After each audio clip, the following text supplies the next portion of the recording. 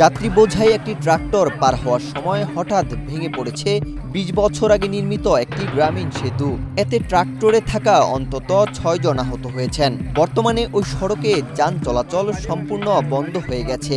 ঘটনাটি ঘটে ২৪ মে রোববার দুপুর ১২টার দিকে কুড়িগ্রাম সদর উপজেলার পাঁচগাছি ইউনিয়নের সিতাইঝর এলাকায়।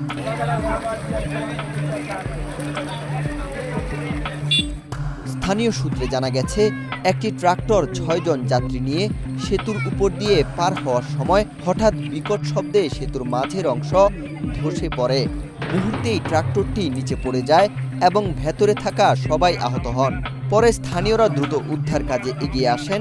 খবর পেয়ে ফায়ার সার্ভিসের সদস্যরাও ঘটনাস্থলে পৌঁছান। আহতদের উদ্ধার করে কুড়িগ্রাম জেনারেল হাসপাতালে পাঠানো হয়, তবে তাদের পরিচয় তাৎক্ষণিকভাবে জানা যায়নি। পাঁচগাছি ইউনিয়ন পরিষদের ইউপি সদস্য মোহাম্মদ শামসুল ইসলাম বলেন, প্রায় ২০ বছর আগে নির্মিত সেতুটি দীর্ঘদিন ধরেই ঝুঁকিপূর্ণ অবস্থায় ছিল। এই সেতু দিয়ে পাঁচগাছি ও বেগমগঞ্জ ইউনিয়নের ভেলুর বাজার, নয়ারহাট, সিতাইঝর ও পাকার মাথা সহ আশেপাশের কয়েকটি গ্রামের প্রায় ২০,০০০ মানুষ চলাচল করতেন। পাঁচগাছি ইউনিয়ন ৪ নং ওয়ার্ডের একটা ব্রিজ ভেঙে গেছে।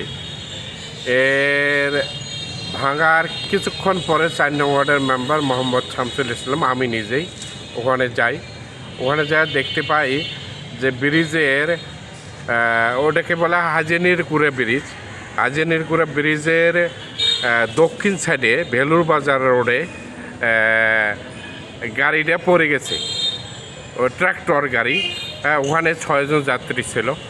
আমি শুনতে পাই, ওই এলাকার মানুষের কাছ থেকে শুনতে পাই যে এখান থেকে ৬ জন ছিল এই গাড়িতে।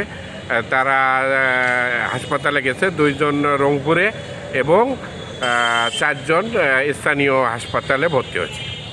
সেতুটি ভেঙে পড়ায় ওই সড়কে যান চলাচল সম্পূর্ণ বন্ধ হয়ে গেছে।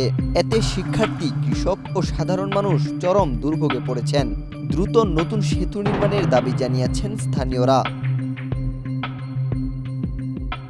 ওয়াহিদ হুসাইন জিহাদ, বাংলাদেশ প্রতিদিন।